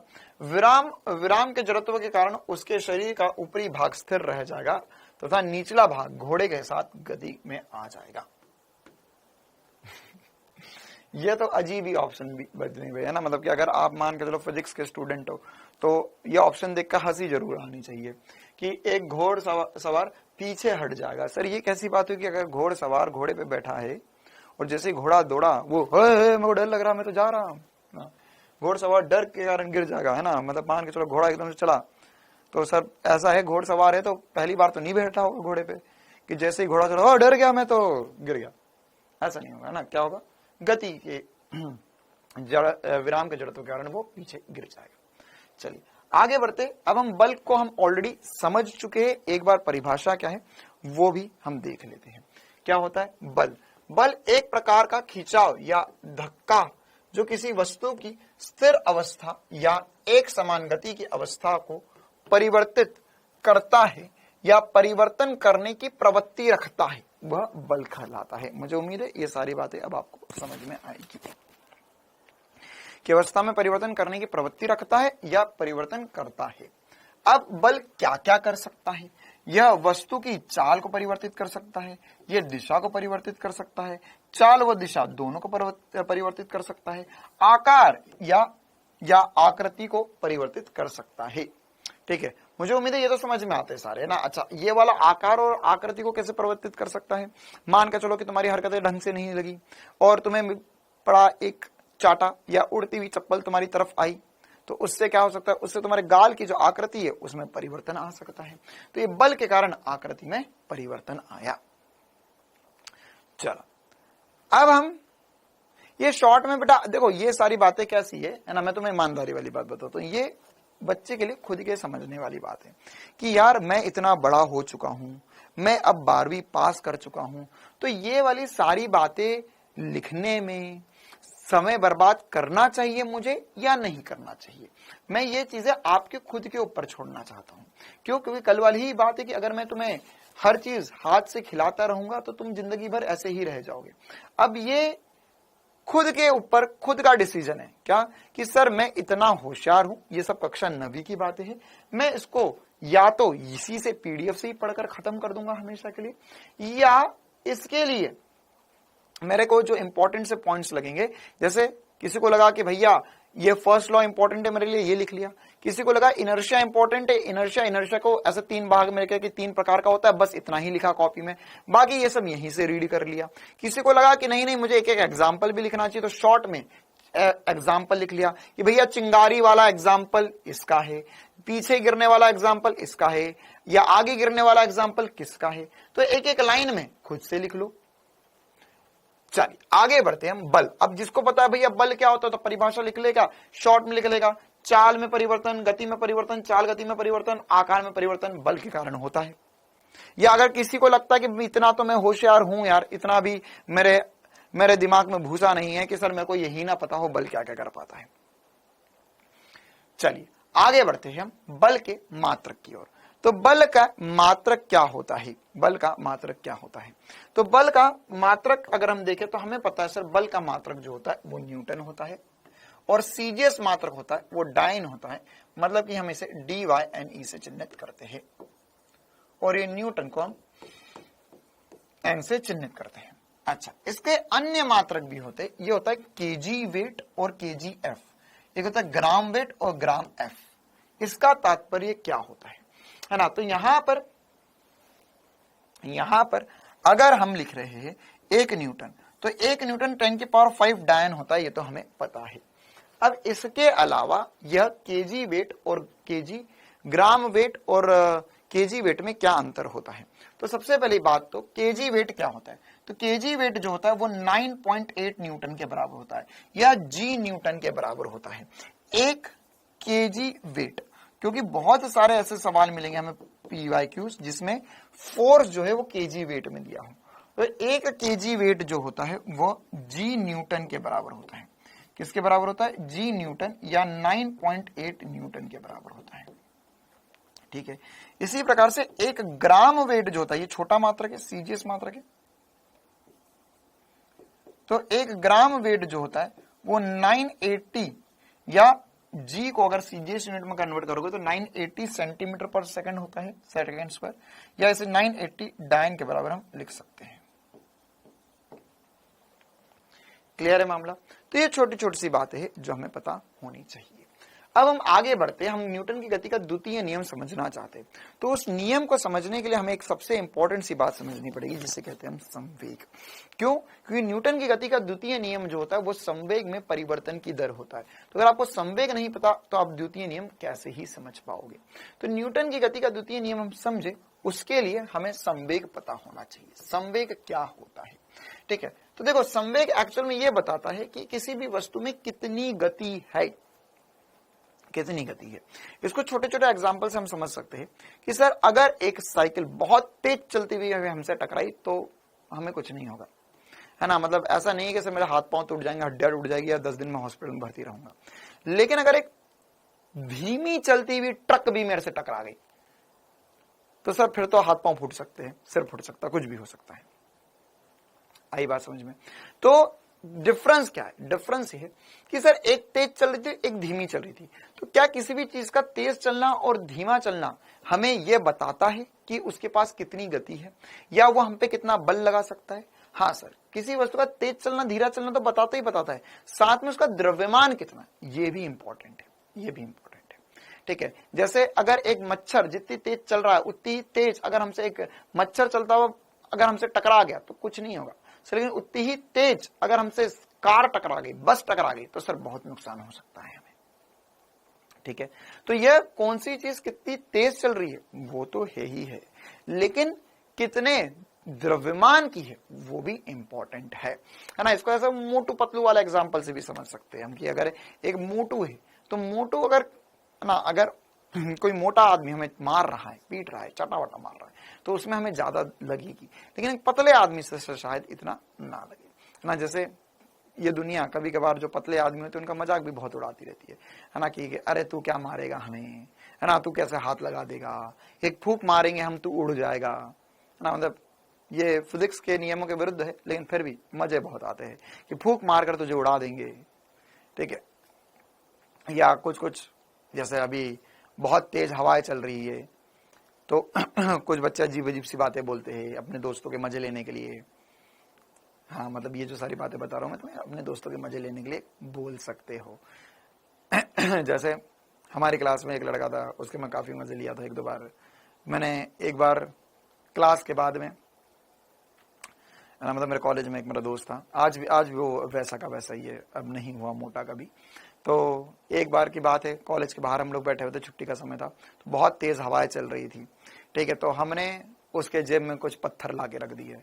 उसने पूछा ये क्या कर रहे हो, तो हमने बोला बेटा तू उड़ ना जाए इसलिए तेरी रक्षा कर रहे हैं हम।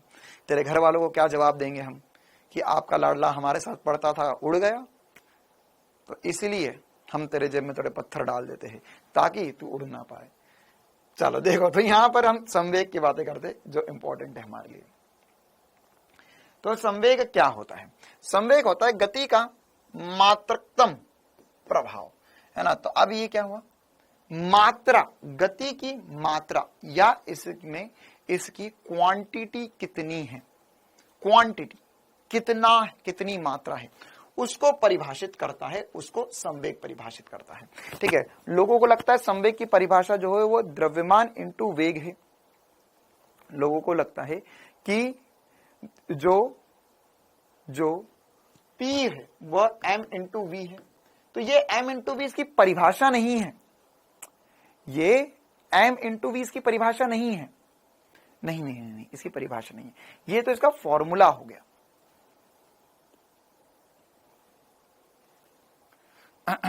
ये इसका फॉर्मूला हो गया। ऐसा हो सकता है कि तुम्हें बचपन में क्लास 9th 9th में किसी ने रटवा दिया हो कि संवेग की परिभाषा होती है द्रव्यमान इंटू वेग। नहीं, ये परिभाषा नहीं है, इसका फॉर्मूला है। परिभाषा क्या है? गति का मात्रकतम प्रभाव व्यक्त करने वाली भौतिक राशि को संवेग कहते हैं, या जो गति का मात्रकतम प्रभाव व्यक्त कर पाए उसे हम संवेग कहते हैं। यह वस्तु के द्रव्यमान एवं वेग के गुणनफल के तुल्य होता है। यह एक सदिश राशि होता है जिसकी दिशा ताक्षणिक वेग के अनुदिश होती है। आओ इसे समझे। P, इसे हम चिन्हित किससे करते हैं? सबसे पहली बात तो इसे चिन्हित करते हैं हम P से। तो अब P बराबर होता है mv के। यह हमने लिखा वेक्टर, सदिश रूप में। सबसे इंपॉर्टेंट सी बात, कैसी राशि है सर? सदिश राशि है। इसकी दिशा वेग की दिशा, जिस किसी भी क्षण पर हम संवेग देख रहे हैं तो जिस दिशा में वेग होगा उसी दिशा में संवेग होगा। पहली इंपॉर्टेंट सी बात। दूसरी इंपॉर्टेंट सी बात कि इसका मात्रक और विमा क्या होती है। तो जल्दी से मेरे प्यारे बच्चे बताएंगे, चीतो हो जाओ शुरू, बताओ इसका मात्रक क्या होगा। तो सर द्रव्यमान का मात्रक होता है केजी, चाल का मात्रक होगा मीटर पर सेकेंड। दूसरी बात, चीतो बताओ इसकी विमा क्या होगी, इसकी विमा क्या होगी। तो सर द्रव्यमान की विमा होती है m, लंबाई की होती है l बटे में t, t की पावर -1, तो m1 l1 t की पावर -1 इसकी विमा होगी। तो कुछ बेसिक सी बातें हमने बता दी यहां पर। अब हमें संवेग तो सर समझ में आता है ना, कि जिसका द्रव्यमान ज्यादा होगा या जिसका वेग ज्यादा होगा उसका संवेग अधिक होगा। अब हमें इसमें एक बहुत इंपॉर्टेंट सी बात समझनी, जिसे हम कहते हैं संवेग में परिवर्तन। संवेग में परिवर्तन सबसे इंपॉर्टेंट सी बात जो हमें समझना है। अब यहां पर ही मैं जो बातें बताऊंगा वो याद रखना कि ये आदि अनादि काल तक हमें उपयोग में आएगी, और आदि अनादि काल के बीच में ही एक काल आएगा जिस दिन तुम क्लास में बोलोगे सर ये कैसे आया, ठीक है। तो उस दिन फिर मैं तुम्हें पलायन वेग दे दूंगा। क्यों? क्योंकि ये संवेग में परिवर्तन, ये वाला जो चैप्टर है, इस चैप्टर में जो सारी बातें बताई जा रही है आपको वो अभी बताई जा रही है, लेकिन इसका उपयोग आगे तक होता रहेगा। ठीक है, तो सबसे इंपॉर्टेंट बात संवेग में परिवर्तन। संवेग में परिवर्तन कैसे लिखेंगे, संवेग में परिवर्तन कैसे लिखेंगे? तो सर मान के चलो संवेग में परिवर्तन लिखना है, इसे हम डेल्टा पी से लिख सकते हैं। ये होगा P final minus P initial, या हम इसे लिख सकते हैं एम वी माइनस यू, प्रारंभिक वेग माइनस अंतिम वेग ना। अच्छा नहीं आया सर समझ में, देख ये क्या होगा, ये संवेग जो होगा वो द्रव्यमान इंटू वेग में परिवर्तन लिखा जा सकता है। संवेग क्या, m इंटू वी, तो m तो नहीं बदल रहा तो v बदल रहा है, तो m इंटू डेल्टा v लिख सकते हैं हम इसे। तो ये हो जाएगा m इंटू वेग में परिवर्तन, v final minus v initial, ठीक है, या इसे हम m v माइनस u भी लिख सकते हैं। सारी भाषाओं में मैंने लिखकर तुम्हें बता दिया। अब यहां पर इस पे क्वेश्चन हमारे लिए इंपॉर्टेंट है, जो अब क्वेश्चंस में आपको करवा रहा हूं, ये बातें आपको याद होनी चाहिए या याद रखना है आपको। देखो जैसे कैसे सवाल आते हैं, इस पे क्या क्या बातें हमें ध्यान रखनी है।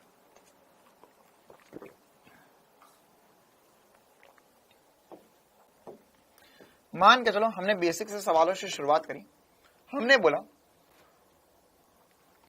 कि एक गेंद का द्रव्यमान m है, इसकी चाल u थी, इस तरफ गति कर रही थी, इसे रोक दिया जाता है, इसे स्टॉप कर दिया जाता है। तो रुकने के बाद या रुकने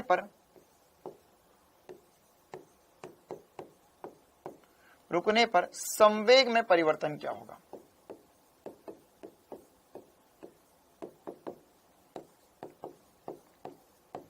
संवेग में परिवर्तन क्या होगा? ठीक है, तो जब ये रुक जाएगी तब संवेग में परिवर्तन क्या होगा ये पता करना है। तो सर एकदम आसान सा सवाल है ये, तो ये रुक गई मतलब फाइनल वेग जो होगा, तो क्या करेंगे सर इसमें हम ये बोलेंगे हम सर फाइनल वेग जो होगा वो 0 होगा। तो संवेग में परिवर्तन होगा m v माइनस u, तो सर v तो 0 है, तो जगह माइनस एम यू, ठीक है, नेगेटिव है कोई दिक्कत वाली बात नहीं है ना, वो दिशा विशा के हिसाब से हम देख भी सकते हैं, लेकिन हम इतनी बात बोलेंगे कि सर यहां पर परिमाण mu होगा। इसी प्रकार से इस सवाल को और थोड़ा सा टफ बनाते हैं, है ना। इसमें क्या होता है कि यह दीवार से टकराई और टकरा कर रुक गई। अच्छा इसमें अगर मैं तुम्हें वैल्यू दूं तो कर पाओगे ना यार, अगर मैं तुम्हें द्रव्यमान की वैल्यू दे दी, चाल की वैल्यू दे दी, या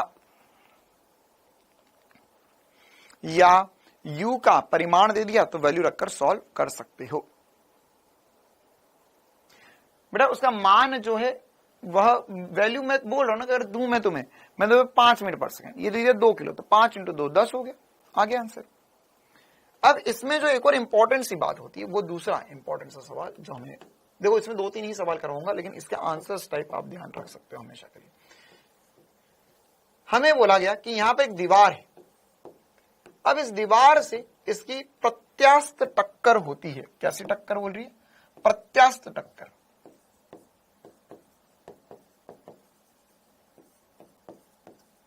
प्रत्यास्थ टक्कर होती है। अब प्रत्यास्थ टक्कर के बाद डेल्टा पी बताना है। अच्छा अब प्रत्यास्थ टक्कर मतलब क्या होता है? मतलब यह हुआ कि ये टकराया और टकराकर जितने वेग से टकराया था उतने ही वेग से वापस भी चले गया।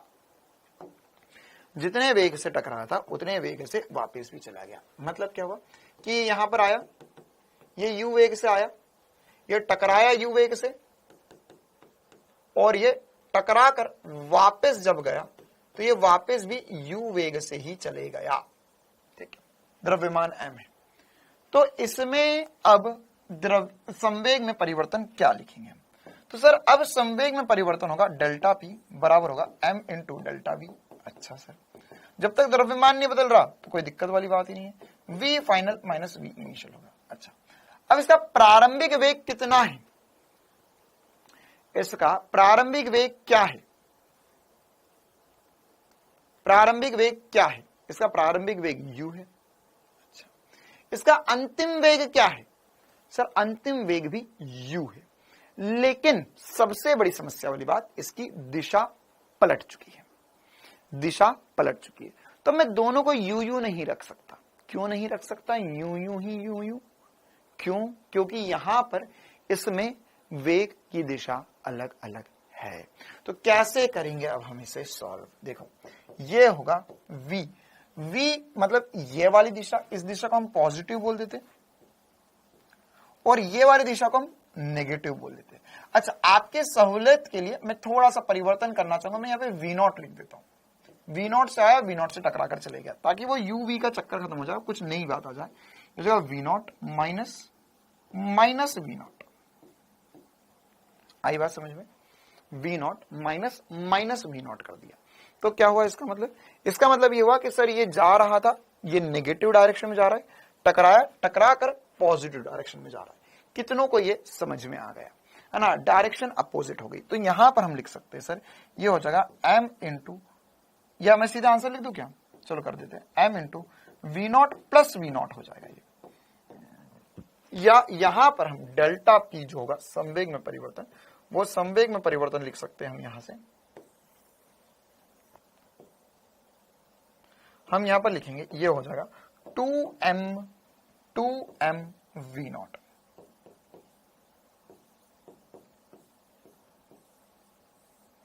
ये होगा संवेग में परिवर्तन। ठीक है, कितना होगा? 2m v0 is the correct answer for this question. तो आप हमेशा के लिए, आदि अनादि काल के लिए, युगों युगों तक ये बात याद रख सकते हैं क्या, कि जब भी एक गेंद टकराएगी, टकरा कर वापस आएगी, तो जितने वेग से टकराई या जितनी चाल से टकराई उतनी ही चाल से वापस आएगी, तो उसमें परिवर्तन जो होगा वो 2m v0 होगा। ऐसा भी बोल सकते कि एक गेंद को हमने छोड़ा, h ऊंचाई से गई, टकरा कर वापस ऊपर आ गई। ठीक है, तो जब टकरा कर वापस ऊपर आ गई है तो उस कंडीशन में संवेग में परिवर्तन क्या होगा? तो जब भी टकरा कर चीज वापस उसी दिशा में आई तो यहां पर 2m v0 या वेग को जोड़ना होगा। हाँ, डायरेक्ट फॉर्मूला याद रख सकते हो। चलिए, इसी में एक और बेहतरीन सा लाजवाब सा सवाल मैं आप लोगों को करवाना चाहता हूं। क्या सभी चीजें तैयार है? वैसे ये वाला जो सवाल है वो सवाल बल पे करवाया जाता, लेकिन मैं आपको यहां पे संवेग में भी करवा देता हूं। क्या? एक छोटे से सवाल का स्टेटमेंट लिखेंगे हम। क्या स्टेटमेंट लिखना है? स्टेटमेंट लिखो।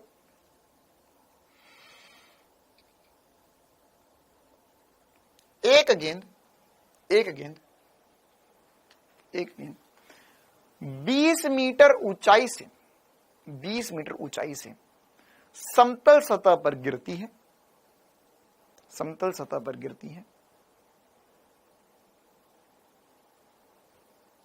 20 मीटर ऊंचाई से समतल सतह पर गिरती है तथा टक्कर के पश्चात 5 मीटर ऊपर उछलती है। 5 मीटर ऊपर उछलती है। एक गेंद सतह पर 20 मीटर ऊंचाई से आकर गिरती है, टकराई, और टक्कर के बाद में 5 मीटर ऊपर उछलती है। तो आपको बताना है इसका संवेग में परिवर्तन क्या होगा यदि द्रव्यमान 1 किलो है। आंसर मतलब आसान रखते हैं हम सवाल को, द्रव्यमान 1 किलो है गेंद का, तो आपको बताना है इसके संवेग में परिवर्तन क्या होगा। देखो, अब वेग नहीं दिया है, चालाकी कर रहे, वेरी चालाक। निकिता बेटा, कैसे काम चलेगा जिंदगी में? अगर मैं यहां पर v0 प्लस v0 करूंगा तो 2v0 नहीं हो जाएगा, है ना? पिछले 10 मिनट से, मतलब 10 मिनट तो नहीं सवाल कर, लेकिन जितनी देर से सवाल हुआ एक ही बात पूछी जा रही है। क्या? डेल्टा p बराबर होगा 2m v0। 2 कहां से आ गया मूर्ख? ये m 2v0 नहीं हो जाएगा, v0 जोड़ के 2 और 2, 1 और 1 2 होता है। 1 और 1 2 होता है कि नहीं होता है?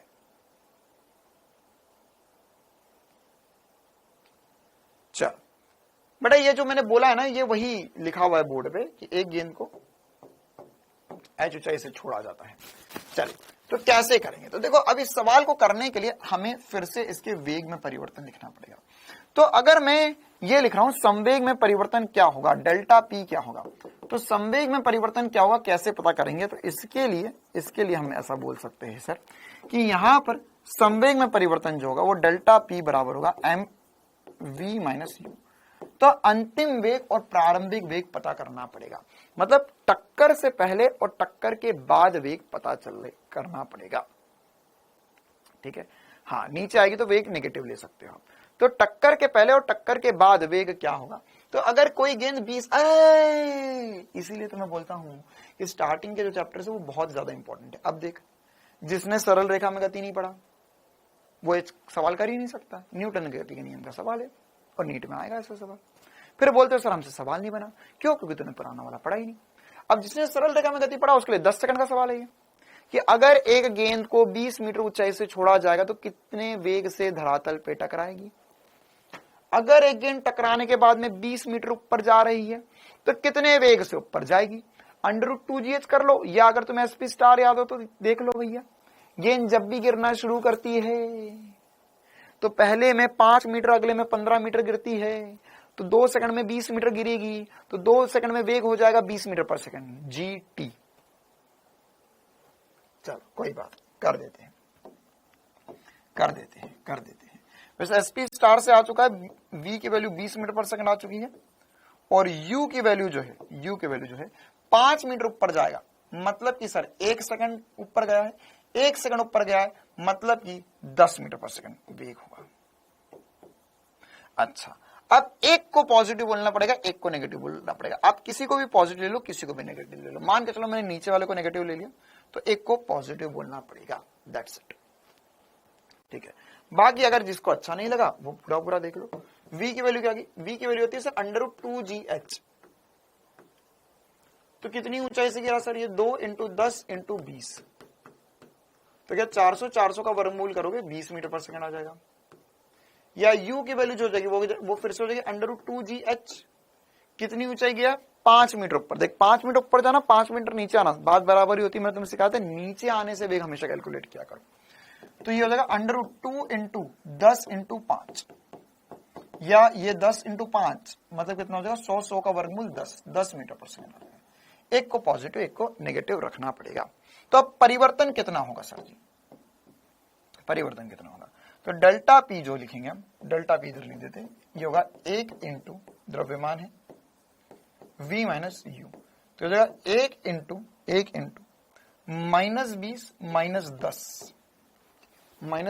10, या हम लिख सकते हैं -30 kg मीटर पर सेकंड, है ना। वैसे हमें क्वेश्चन वो नेगेटिव पॉजिटिव नहीं खेलेगा इसमें, वो हमसे परिमाण ही पूछेगा। तो परिमाण कितना हो जाएगा 30 kg मीटर पर सेकंड। ठीक है, ठीक है,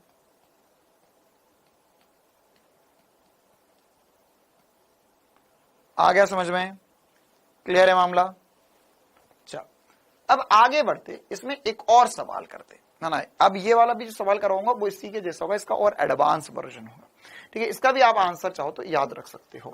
क्या है इंपॉर्टेंट सा सवाल, अब आएगा जिंदगी का असली मजा। देखो जरूरी नहीं है गेंद जो सीधी जाए सीधी आए, गेंद तिरछी भी जा सकती है। मतलब देखो ऐसा भी सवाल हो सकता है कि हमारे पास एक समतल सतह है, इसमें हमारे पास एक गेंद जो है वह यहां से आ रही थी, ये इस पथ पर आई, टकराई, टकराने के बाद में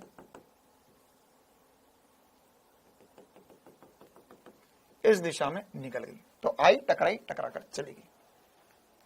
अब हमें बोलेगा कि यहां पर अगर कहीं से भी कोण दे सकता है, दीवार के साथ भी कोण दे सकता है या ऊर्ध्वाधर के साथ कोण भी दे सकता है। अब बताना इसका संवेग में परिवर्तन क्या होगा कि यदि यह प्रत्यास्थ टक्कर है, प्रत्यास्थ टक्कर, और यह प्रत्यास्थ तिर्यक टक्कर है। ये कैसी तिरछी टकराई मतलब तिर्यक टक्कर।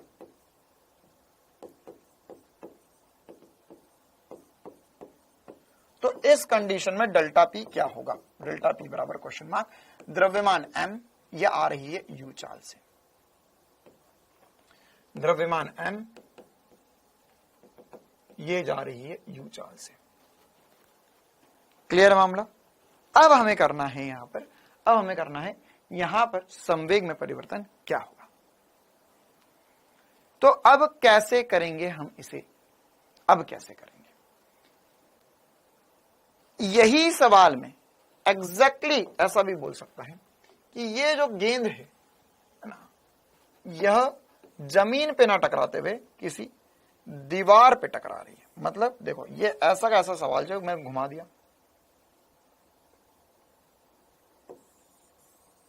थोड़ा इधर बढ़ा देते हैं, तो देखो अगर मैंने ये सवाल घुमा दिया तो ये क्या है सर, ये दीवार बन गई। अब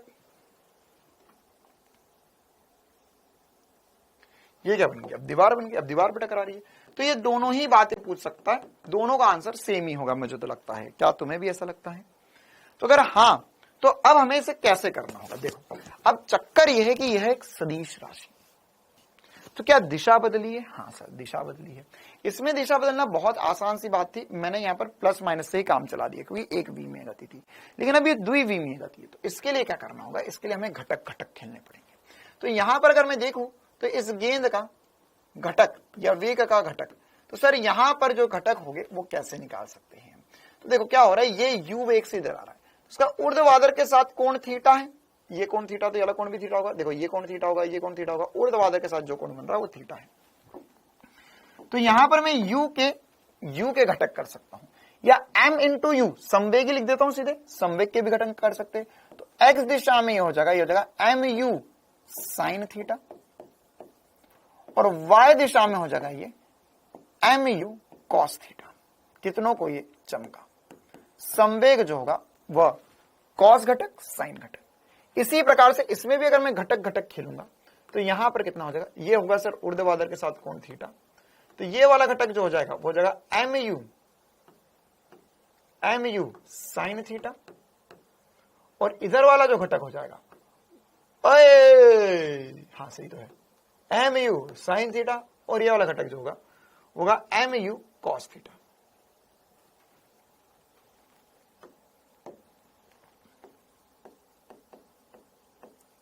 ठीक है, कितनों को घटक समझ में आ गया, बस इतना बता दो, कितनों को घटक समझ में आ गया।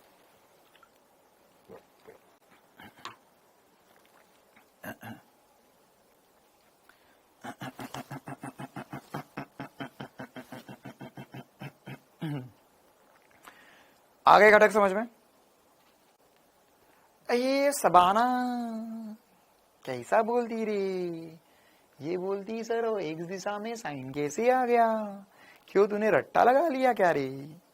मना बोला था ना रटने का नहीं, जो बोल रहा है वो समझने का। कोण के साथ वाला कॉस, कोण के लंबवत वाला साइन, इसमें एक्स वाई नहीं लेने का। अगर कोण एक्स के साथ होता तो फिर एक्स घटक कॉस होता, वाई वाला साइन हो जाता। अभी कोण वाई के साथ है, ऊर्ध्वाधर के साथ कोण है। अच्छा, अब ये बताओ कि अगर मैं तुमसे पूछूं, देखो मैं चाहूं तो पूरा पूरा लिखकर भी बताऊंगा, लेकिन अभी पहले इतना देखकर तुम्हें क्या चमका, क्या तुम्हें ऐसा लगा कि सर इधर संवेग mu sin थीटा है, इधर भी mu sin थीटा है, इधर mu cos थीटा है, इधर भी mu cos थीटा, तो सर कोई परिवर्तन ही नहीं आ रहा? कितनों को लगता है कोई परिवर्तन ही नहीं आ रहा? कपिल लोधी बेटा कहां थे, कहां लोट लगा रहे थे तुम अभी तक? मेरा गला तो शाम से खराब है, तुम अब क्लास में आ रहे हो आखिरी के 15 मिनट में। बहुत बहुत धन्यवाद, आपने हमारे बारे में पूछा।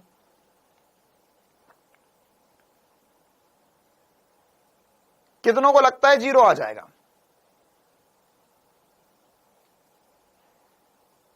नहीं सर, देखो x दिशा में कोई परिवर्तन नहीं आ रहा है। अगर मैं तुमसे संवेग बोलूं तो देखो संवेग को दो तरीके से लिख सकते हैं, या तो x और y का अलग लिखो, या i कैप j कैप में लिख लो, दोनों बातें बराबर ही है ना। कैसे बोल रहा हूं मैं तुम्हें, ऐसा लिख लो। देखो अगर मैं चाहूं तो क्या मैं ऐसा लिख सकता हूं कि संवेग, प्रारंभिक संवेग जो होगा वो होगा सर i कैप में mu sine theta i cap minus negative में mu cos theta j cap.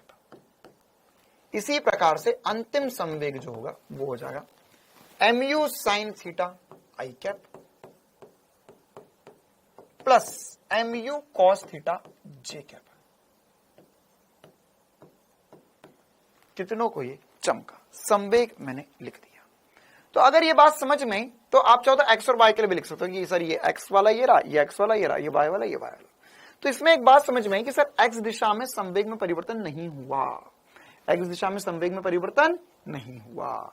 मतलब जब भी गेंद को मैं दीवार पे फेंकू, कैसे भी फेंकू, सीधा फेंकू, तिरछा फेंकू, कैसा भी फेंकू, इसमें एक्स दिशा में संवेग में परिवर्तन नहीं होता। मतलब क्या हुआ, इसको हम और आसान शब्दों में ऐसे लिखाएंगे कि संवेग का घटक जो दीवार के अनुदिश है या धरातल के अनुदिश है, धरातल के समांतर या धरातल के अनुदिश है, उसमें कभी परिवर्तन नहीं आता है। ध्यान रखना, बहुत इंपॉर्टेंट सी बात है। मतलब जब भी तुम गेंद फेंकोगे दीवार पे, तो उसमें या जमीन पे तुमने गेंद फेंकी, तो उसमें वो घटक जो जमीन के समांतर है उसमें कभी परिवर्तन नहीं आता।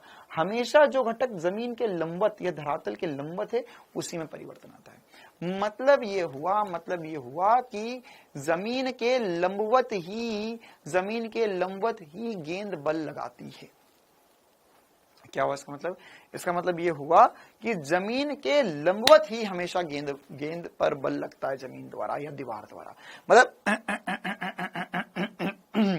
कि अगर हमारे पास हमने गेंद ऐसे फेंकी, तो गेंद ऐसे फेंकी, मतलब हमें लगा कि गेंद गई ऐसे टकराकर उछली, तो जमीन ने बल इधर लगाया। नहीं, बल तो हमेशा जमीन ऐसे ही लगा रही है। बल हमेशा धरातल के लंबवत ही लगता है। इस बल को हम अभिलंब प्रतिक्रिया बल या नॉर्मल रिएक्शन बोलते हैं, जिसके बारे में हम और डिटेल में आगे जाकर पढ़ेंगे। नॉर्मल रिएक्शन, ठीक है। तो अभी अगर मैं परिवर्तन की बात करूं, तो हम संवेग में परिवर्तन लिख सकते होगा P final minus P initial. तो देखो सर, ये तो हमें पता चल गया, ये तो 0, पूरा लिखूं या सीधे कर दूं? ये तो 0 होगा और ये हो जाएगा फाइनल माइनस इनिशियल। तो ये फिर से जैसा अभी करा, जस्ट देखो जो अभी करा वैसा का वैसा सवाल है। इसमें बस घटक करने पड़ गए, उसमें घटक नहीं थे। तो ये हो जाएगा 2mu cos थीटा, ये हमारा आंसर आ जाएगा बस। जे क्या, या परिमाण जो होगा वो 2mu cos थीटा होगा। इसके नीचे हाँ y दिशा में चेंज होगा, या इसके नीचे तो y दिशा x दिशा में मैं कभी भी नहीं बोल रहा हूं। क्यों? क्योंकि हो सकता है ये जमीन हो, ये दीवार हो, तो इसमें उल्टा हो जाएगा। इसमें x दिशा में परिवर्तन आ रहा, y दिशा में परिवर्तन नहीं आएगा। ठीक है, तो एक बहुत इंपॉर्टेंट सा स्टेटमेंट आग लगाकर लिखेंगे, बहुत इंपॉर्टेंट सा स्टेटमेंट आग लगाकर लिखेंगे। तिर्यक टक्कर में प्रत्यास्थ मतलब जितने से टकराया उतने से ही उठा। एक स्टेटमेंट आग लगाकर लिखेंगे। कोटा में फिजिक्स कैसे पढ़ाते हैं पता नहीं साक्षी बिटिया, हम तो कोटा वालों को जानते नहीं है। देखो यहां पर लिखो, तुम तो गरीब आदमी है, हम छोटे से आदमी, जो याद है वो लिखवा देते हैं, जो याद है वो लिख लो। जब भी एक गेंद प्रत्यास्थ तिर्यक टक्कर करती है, तब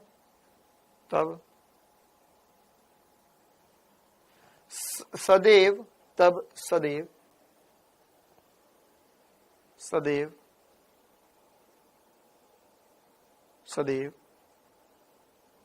सतह के लंबवत दिशा, तब सदैव सतह के लंबवत दिशा में ही संवेग में परिवर्तन होता है।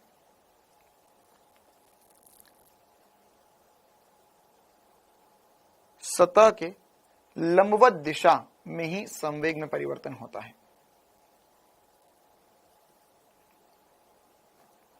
हाँ नारायण बेटा, एक बार वीडियो सॉल्यूशन देख सकते हो, कोई दिक्कत नहीं है।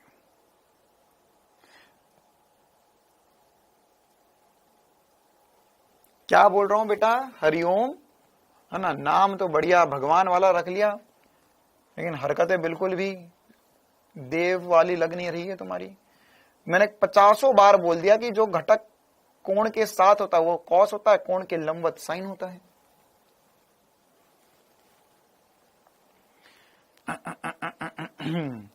ठीक है, चलिए, तो जितना ये बताया ये ध्यान रखना। अब हम पढ़ेंगे न्यूटन की गति का द्वितीय नियम। तो अब देखो, हमने संवेग में परिवर्तन बहुत डिटेल में पढ़ लिया। ठीक है, अब हमें न्यूटन की गति का द्वितीय नियम पढ़ना। तो द्वितीय नियम क्या होता है? द्वितीय नियम जो होता है वो संवेग में परिवर्तन की दर पर परिभाषित होता है, मतलब संवेग में परिवर्तन बटा समय। तो देखो अब अगर मैं द्वितीय नियम पढ़ूंगा तो द्वितीय नियम मेरे लिए बहुत आसान है, बहुत आसान है। क्यों आसान है? क्योंकि मैंने संवेग में परिवर्तन पे बहुत डिटेल में बातें कर ली है। तो मुझे जब संवेग में परिवर्तन डिटेल में समझ में आता है तो मैं द्वितीय नियम बहुत आसानी से पढ़ सकता हूं। क्या कहता है ये? इस नियम के अनुसार किसी निकाय पर आरोपित बाह्य बल, जो बल होता है बाह्य बल, उस निकाय के संवेग में परिवर्तन की दर के बराबर होता है। मतलब संवेग में परिवर्तन की दर के बराबर बल होता है। ठीक है, अब ये बल क्या होता है, संवेग में परिवर्तन की दर कैसे होता है, इस पे क्या क्या बातें होती है, इस पे बहुत सारे उदाहरण, बहुत सारे क्वेश्चन हमें करने हैं। ये सब कुछ जब हम नेक्स्ट क्लास में ही करेंगे, है ना, क्योंकि मैं बीच में ब्रेक नहीं करूंगा, क्योंकि इस पे मुझे लगातार पढ़ाकर क्वेश्चंस भी करवाने हैं। तो जो क्वेश्चंस करवाने अगर बीच में ब्रेक हो जाएगा तो वो आप क्वेश्चंस ढंग से समझ नहीं पाएंगे। ठीक है, तो अब हम इसी चीज को कल की क्लास में आगे कंटिन्यू करेंगे और इस पर हम बहुत सारे क्वेश्चंस भी करने वाले हैं कल की क्लास, कल मतलब मंडे की क्लास में। ठीक है, चलिए तो जितना पढ़ा एक बार रिवाइज कर लेना। मिलते हैं हम मंडे को। Thank you, tata, bye bye.